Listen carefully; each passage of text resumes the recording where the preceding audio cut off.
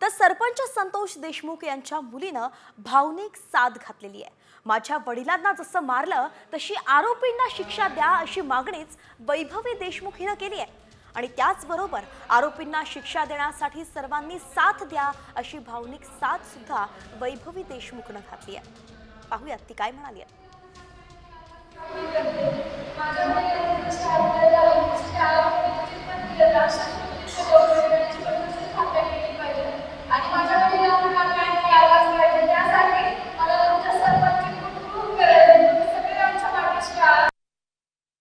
बीडच्या याच सरपंच संतोष देशमुख हत्या प्रकरणावरून आमदार सुरेश धस यांनी सुद्धा पुन्हा एकदा धनंजय मुंडेंवरती हल्लाबोल केलाय।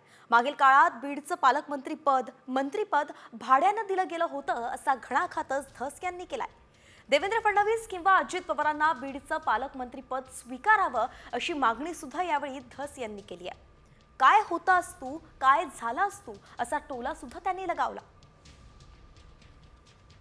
धनंजय मुंडे पूर्वी असे नव्हते, आता कसे झाले, काय होतास तू काय झालास तू अशी परिस्थिती तुमची आली साहेब। काय दोन्ही उपमुख्यमंत्री किंवा मुख्यमंत्र्यांपैकी जर कोणी पालकमंत्री झालं तर अतिशय आनंदाची बाब होईल। कारण आणि गार्डियन जे मागचे गार्डियन हे मला वाटतं त्यांनी पालकमंत्रीपदही भाड्याने दिलं, मंत्रीपदही भाड्याने दिलं। त्यातले जे विष्णू चाटे म्हणजे आकाच्या खालचे छोटे आका हे मला वाटतं आत गेलेत आणि ते आत गेले म्हणजे पोलिसांनी पकडलेत असं मला वाटत नाही, ते सरेंडर झालेले आहे। बाकीचे छोटपोट याच्यापेक्षा याच्यातला जो आका आहे तो आका आता लवकरात लवकर आत गेला पाहिजे। तर याच प्रकरणावरून खासदार संजय राऊत यांनी सुद्धा घणाघात केलेला आहे। खुनाचा संशय असलेल्या लोकांना मंत्रिमंडळात स्थान कसं मिळतं असा थेट सवालच संजय राऊतांनी मुख्यमंत्री देवेंद्र फडणवीसांना विचारलाय। खऱ्या आरोपींना पकडण्याची देवेंद्रजींमध्ये हिंमत आहे का असंही ते म्हणाले। पाहूयात। छगन भुजबळ यांना दूर करू शकता मंत्रिमंडळातून, पण एका खुनाचा कटकारस्थानाचा संशय ज्यांच्यावरती आहे अशा व्यक्तीला आपण मंत्रिमंडळापासून दूर ठेवत नाही। कारण तुमचं जातीचं राजकारण आहे, लोकांचा दबाव आहे। जेव्हा जेव्हा मंत्री तिथे मंत्री जाऊन तिकडे भाषण करतायत बीडला, आरोपींना पकडा ना, खऱ्या आरोपींना पकडून दाखवायची हिंमत आहे का देवेंद्रजी मध्ये? तर नाही म्हणता म्हणता अखेर खातेवाटप झालं आणि या खातेवाटपानंतर आता अनेक मंत्री जे आहेत ते ऍक्शन मोडवरती आल्याचं पाहायला मिळत आहे। यातीलच एक नाव आहे ते म्हणजेच महसूल मंत्री चंद्रशेखर बावनकुळे। तर बावनकुळे यांनी प्रशासकीय अधिकाऱ्यांना पहिल्यावरती घेतलाय। पैसे घेऊन बदल्या होऊ देणार नाही असा इशाराच बावनकुळेंनी दिलाय। हे वाक्य बिलकुल आवडून दिलं पाहिजे। कुठल्याही प्रशासकीय अधिकाऱ्याला, तलाठ्यापासून कलेक्टरपर्यंत, मंत्रालयापासून नागपूरपर्यंत कुठल्याही अधिकाऱ्याला आता पैसे देऊन आपल्याला आपल्या बदल्या करून घेता येणार नाही। आम्ही सर्व लोक कोणत्याही पद्धतीने प्रशासकीय बाबीमध्ये या ठिकाणी कुणावरच अन्याय करणार नाही। आणि या सविस्तर राजकीय बातम्यांनंतर आता राज्यभरातील इतरही बातम्यांचा वेगवान आढावा टॉप 50च्या माध्यमातून। महाराष्ट्राची कुलस्वामिनी आई तुळजाभवानी मातेच्या मंदिरात भाविकांची मोठी गर्दी झाली आहे। एकीकडे नाताळ सण तर दुसरीकडे लग्नसराईमुळे राज्यासह तेलंगणा, कर्नाटकासह राज्यभरातून भाविक या ठिकाणी दाखल होत आहेत।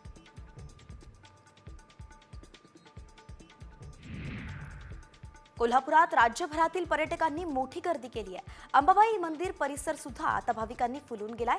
पहाटेपासूनच पर्यटक भाविकांनी मोठ्या प्रमाणावरती अंबाबाई देवीच्या दर्शनासाठी रांग लावलेली पाहायला मिळाली। सलग सुट्ट्यांमुळे 12 ज्योतिर्लिंगांपैकी एक असलेल्या त्र्यंबकेश्वर मंदिरात भाविकांनी मोठी गर्दी केली आहे। दर्शनासाठी 1 ते 2 किलोमीटर पर्यंत रांगा लागल्यात आणि त्यामुळे दर्शनासाठी 4 ते 5 तास वेळ लागतोय। पंढरपुरात भाविकांनी आणि पर्यटकांनी मोठी गर्दी केली आहे। गर्दी वाढल्यानं पंढरपुरातील मठ, मंदिरं आणि हॉटेल्सही हाऊसफुल झालेत। विठ्ठल रुक्मिणी दर्शनासाठी 2 किलोमीटर पर्यंत रांगा पाहायला मिळत आहेत।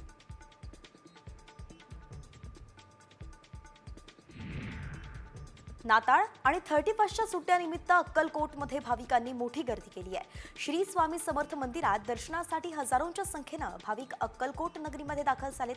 तर महाराष्ट्रासह आंध्र, कर्नाटक, तेलंगणा, गोवा आणि गुजरातमधूनही भाविक या ठिकाणी दाखल होत आहेत.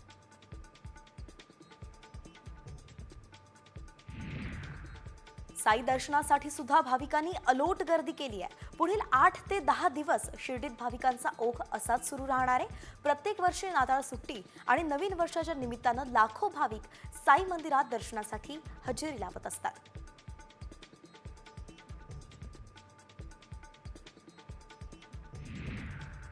तर तिकडे रत्नागिरीच्या गणपतीपुळे मंदिरात सुद्धा दररोज 15,000पेक्षा जास्त भाविक दर्शन घेत आहेत. मुंबई, पुणे तसंच पश्चिम महाराष्ट्रातून सुद्धा पर्यटक कोकणात दाखल झालेत. गणपतीपुळे संस्थानकडून भाविकांसाठी योग्य नियोजनासह सुरक्षेची व्यवस्थाही करण्यात आली आहे. आणि आता शेतकऱ्यांसाठी अत्यंत महत्त्वाची अशी बातमी आहे. नवीन वर्षात 1 जानेवारीपासून खतांचे दर वाढणार आहेत. रब्बी उन्हाळी लागणी हंगामाच्या तोंडावरतीच ही दरवाढ होतीये. अतिवृष्टीमुळे उत्पादन सुद्धा घटलंय आणि शेतकऱ्यांचा पाय आर्थिक खोलात आधीच जातोय. अशात आता खतांत सुद्धा दरवाढ करण्यात आली आहे. तर खतांचे दर नेमके कसे वाढणार आहेत ते आपण ग्राफिक्सच्या माध्यमातून सविस्तरच पाहूयात. तर 10-26-26 या खताचे मागचे दर होते 1470 ते 1725 रुपये आणि आता प्रति 50 किलोच्या बॅगवरती दरवाढ झाली आहे. 255 दर झालेत. तर 12, 32 आणि 16 या खताचे दर होते 1470 ते 1725. त्याची किंमत आता प्रति 50 किलो बॅगीला 255 रुपये अशी असणार आहे.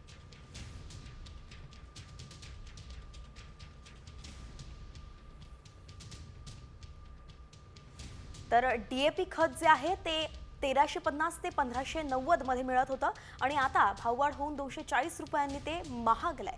तर TSP जे आहे ते 1300 ते 1350 पर्यंत मिळत होतं. मात्र आता त्यातही वाढ झाली आहे. प्रति 50 किलोच्या बॅगसाठी 50 रुपयांची वाढ झाली आहे.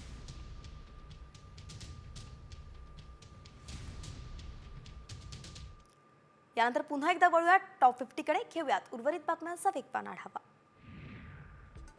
राज्यातील दुसऱ्या क्रमांकाचे थंड हवेचं ठिकाण असलेल्या तोरणमाळ इथं पर्यटकांनी गर्दी केली आहे. सुट्टीचा आनंद घेण्यासाठी महाराष्ट्र, मध्य प्रदेशसह गुजरातचे पर्यटक सुद्धा तोरणमाळमध्ये दाखल झालेत. तसंच पर्यटक यशवंत तलावात बोटीच्या सफरीचा आनंद घेतानाही दिसत आहेत. सिंधुदुर्गमधील देवगड, मालवण आणि वेंगुर्ला समुद्र किनाऱ्यावरती पर्यटक सध्या गर्दी करू लागले. तसंच मालवण किल्ला पाहण्यासाठी सुद्धा पर्यटकांचा कल दिसून येतोय. राज्यातील शाळांच्या सहली सुरू झाल्यामुळे या सहली सुद्धा समुद्रकिनारी भेट देऊन पर्यटनाचा आनंद घेताना पाहायला मिळतात.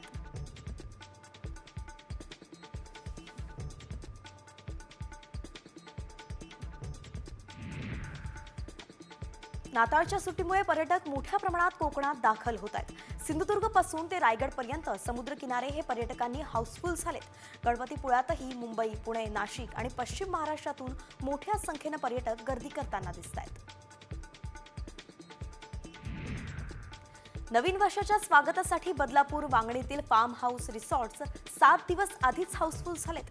तरी पर्यटकांना 31चा मनमुराद आस्वाद घेता यावा यासाठी आयोजकांनी सुद्धा कंबर कसली आहे. आकर्षक विद्युत रोषणाई, DJ, रंगबिरंगी फटाक्यांची आतषबाजी यासह खवय्यांसाठी स्पेशल मेन्यू सुद्धा तयार करण्यात आला आहे.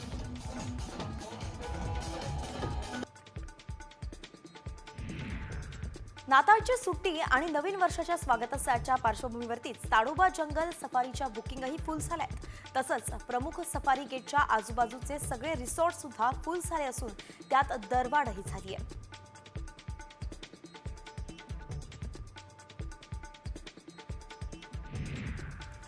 पालकांच्या लेखी परवानगीशिवाय शाळांना कोणत्याही विद्यार्थ्याला सांता क्लॉज बनवता येणार नाही.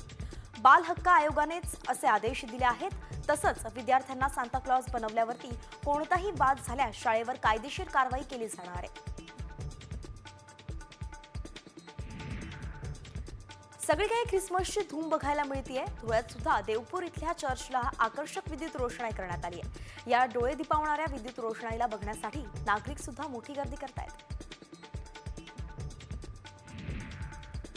ख्रिसमसच्या निमित्तानं मनमाडच्या ब्रिटिशकालीन चर्चला विद्युत रोषणाई करण्यात आली आहे. संत बार्नबा चर्च व्यतिरिक्त अन्य चर्च विद्युत रोषणाईने उजळून निघाले.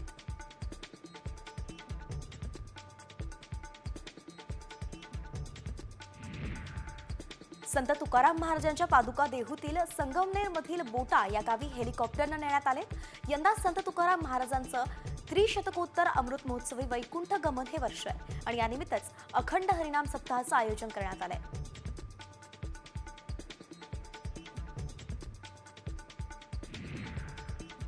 दाऊदचा भाऊ इक्बाल कासकरच्या हस्तकानं बळकावलेला फ्लॅट ईडीनं सील केलाय. एका बांधकाम व्यावसायिकाला धमकावून या फ्लॅटवरती कब्जा केला गेला होता. त्यानं व्यावसायिकाला धमकावून 90 लाख रुपये खंडणी उकळले होते आणि इक्बाल कासकर विरोधातील मनी लॉन्ड्रिंग प्रकरणी कारवाई करण्यात आली आहे.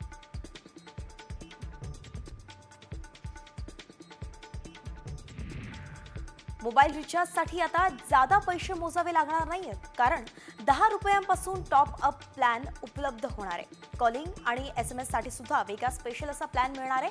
मोबाईल कंपन्यांच्या मनमानीला चाप लावत ट्रायनं नवीन नियम जारी केले आहेत. यामुळेच 2G सिम कार्ड वापरणाऱ्यांना याचा सर्वाधिक फायदा होणार आहे. पुण्यात आजपासून आंतरराष्ट्रीय उड्डाणं नव्या टर्मिनलवरून होणार आहेत. केंद्रीय मंत्री मुरलीधर मोहोळ यांनी ही माहिती दिली आहे. उड्डाणांसाठी आवश्यक असलेल्या तांत्रिक तयारीचा आढावाही मोहोळांनी घेतलाय.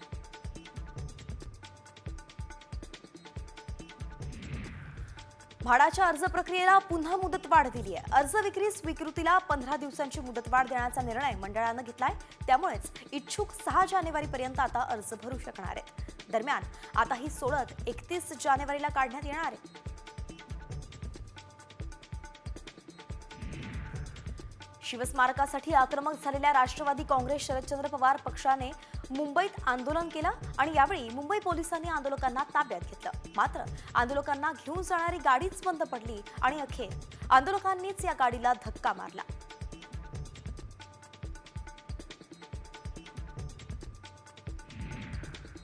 अमरावतीच्या नरखेड रेल्वे लाईनवरती उड्डाणपुलाचं बांधकाम सुरू करण्यात आलंय. त्यामुळेच हा मार्ग बंद करण्यात आलाय. स्थानिक नागरिकांना यामुळे मोठी कसरत करावी लागतीये. परिणामी नागरिकांनी आक्रमक होत रेल्वे लाईन समोर रास्ता रोको आंदोलन केलंय.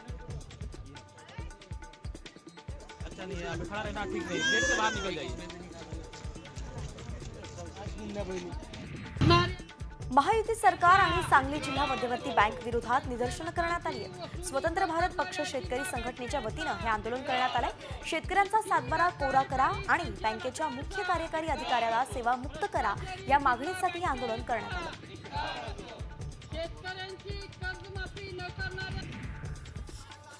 आनंदाच्या शिध्यात हरभरा डाळ नसल्यानं शिधापत्रिकाधारक नाराज झालेत.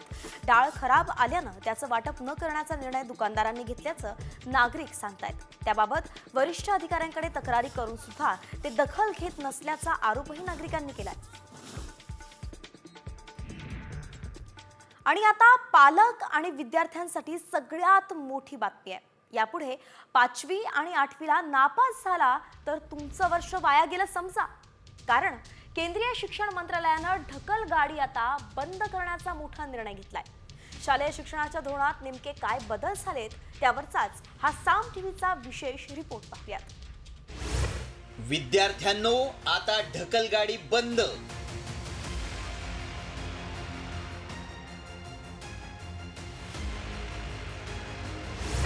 पाचवी 8वीत पास व्हावंच लागणार.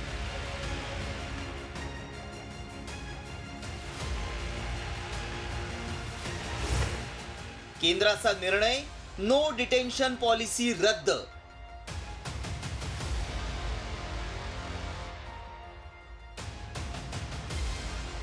शिक्षणाचा दर्जा सुधारण्याच्या दृष्टिकोनातून ठोस पावलं उचलत केंद्रानं मोठा निर्णय घेतलाय. केंद्रीय शिक्षण मंत्रालयानं नो डिटेन्शन पॉलिसी अर्थात न नापास धोरण रद्द केलंय. त्यामुळे आता 5वी आणि 8वीचे विद्यार्थी परीक्षेत अनुत्तीर्ण झाल्यास त्यांना पास करून पुढच्या वर्गात पाठवता येणार नाही. नेमका हा निर्णय कसा आहे पाहूयात. 5वी 8वीतला नापास झालेला विद्यार्थी हा नापासच राहील. नापास विद्यार्थ्यांना पास केलं जाणार नाही. 5वी पुढील न नापास धोरण केंद्राकडून रद्द करण्यात आलंय. नापास विद्यार्थ्यांना पुढच्या इयत्तेत ढकललं जात होतं. आता नापास विद्यार्थ्यांना 2 महिन्यात पुन्हा परीक्षा द्यावी लागेल. अनुत्तीर्ण विद्यार्थ्यांना 2 महिन्यात पुन्हा परीक्षा देता येणार असली तरी त्याही परीक्षेत ते नापास झाले तर त्यांना पुढच्या वर्गात ढकलण्यात येणार नाही. याआधी अनुत्तीर्ण विद्यार्थ्यांना उत्तीर्ण करून पुढच्या वर्गात प्रमोट करण्यात येत होतं. मात्र आता केंद्र सरकारनं नो डिटेन्शन पॉलिसी रद्द केल्यामुळं नापास झाल्यास विद्यार्थ्यांना पुन्हा त्याच वर्गात बसवलं जाईल. मात्र 8वी पर्यंत नापास झाल्यास विद्यार्थ्यांना शाळा काढू शकत नाही, हा नियम कायम ठेवण्यात आलाय.